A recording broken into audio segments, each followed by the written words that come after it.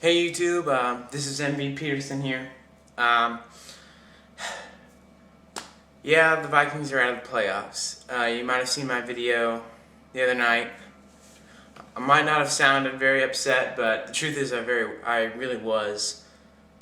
I was more upset during the game than I was after because, I don't know, it was such a bad loss. I got a little bit detached from it part the way through. But anyways, I'm still making videos. First off, I'll get to my picks for the divisional round. Trying to interest people that are still watching the playoffs. They might still be in the playoffs. So I got my divisional round picks, as well as some things that interest me about the Vikings off season. First off, I'll start off with my picks. I got Denver over Baltimore because I don't think Baltimore can handle the receivers that Denver has, especially without Lardarius Webb. And they're not at home. I think the Broncos will be ready for him. I got New England over Houston because Houston's had problems dealing with big plays in the passing game, and Tom Brady's great in the divisional round after a bye, and he can capitalize on mistakes. So I think New England wins there.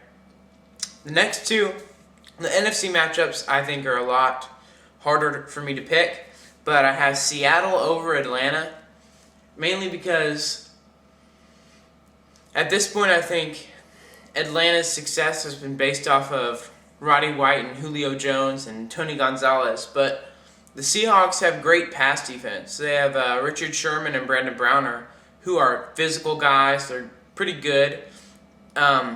If one of those guys blows coverage, they got Earl Thomas. And on Tony Gonzalez, they got Cam Chancellor. They're just a pretty good pass defense team. And I think Marshawn Lynch will be if Marshawn Lynch has a good game, Seahawks win. Even though they're in Atlanta, I still think they can pull it out. I got Green Bay over San Francisco.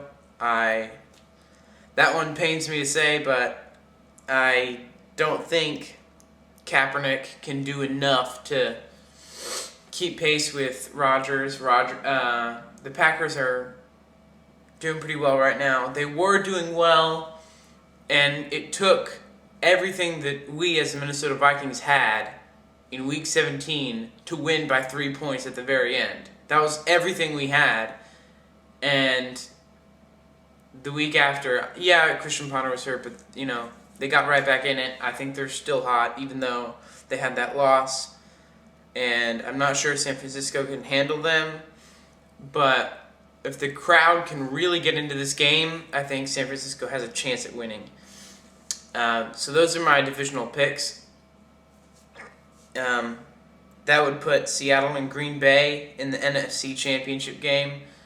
So that'd be pretty interesting because it'd be a rematch of the Hail Mary, and it'd put Peyton Manning and Tom Brady in the AFC Championship game. So some interesting championship games if what I think will happen happens.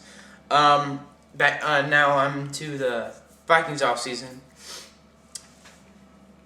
Something that happened in the wild card game was that since Washington lost, but so did Indianapolis, the Vikings now have the 23 overall pick in the draft.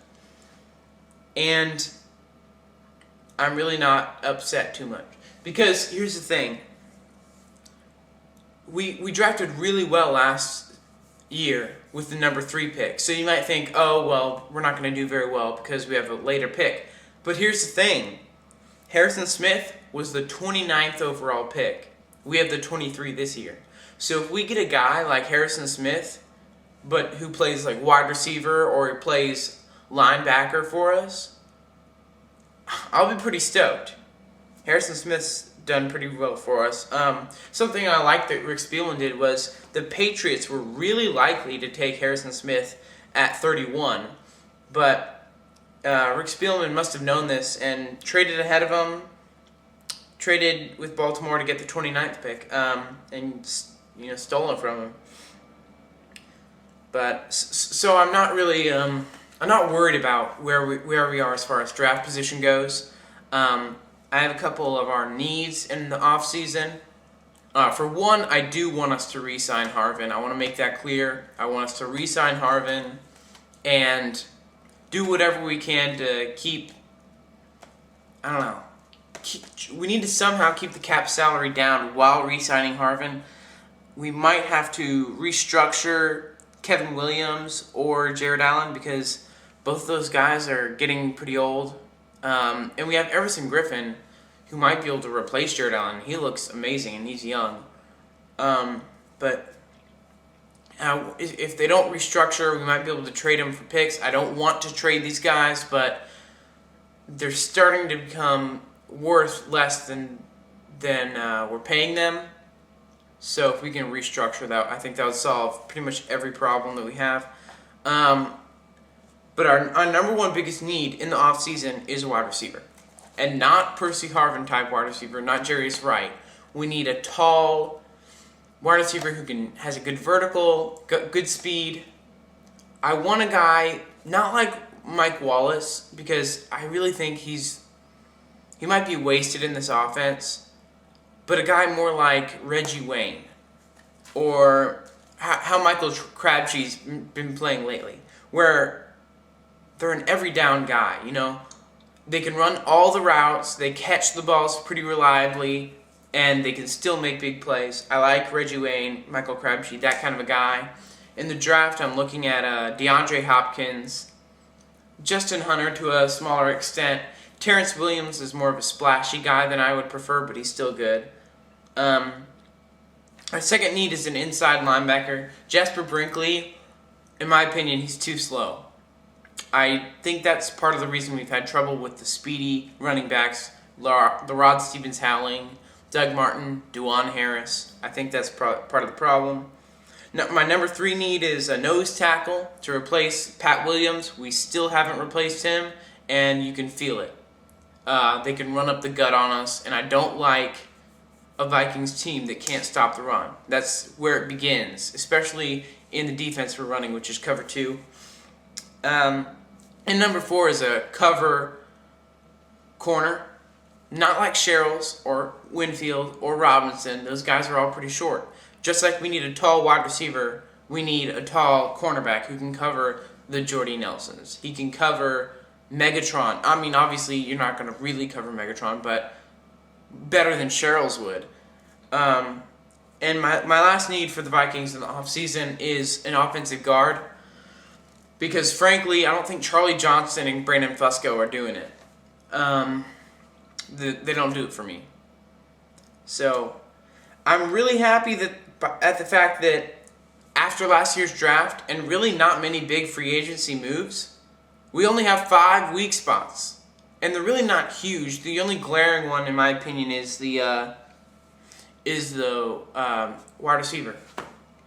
But, all in all, I'm pretty happy. I think the Vikings can really turn us around if we have another great draft like we did last year. I'm really liking Rick Spielman, and I'll be okay with giving Ponder one more year because he got us in the playoffs after a 3-13 season. I guess that's all you can ask of him. He did better than Joe Webb, and he did enough to keep guys at least a little bit out of the box on Adrian.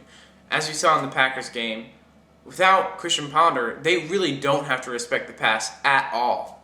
So, maybe Christian Ponder was making our receivers look better than they were, and they're really just that bad. I don't know. But this video is getting pretty long, so I'll just say bye. If you have any requests for a video, I'm in the off season here, so any requests are welcome. I'll see you another time, YouTube.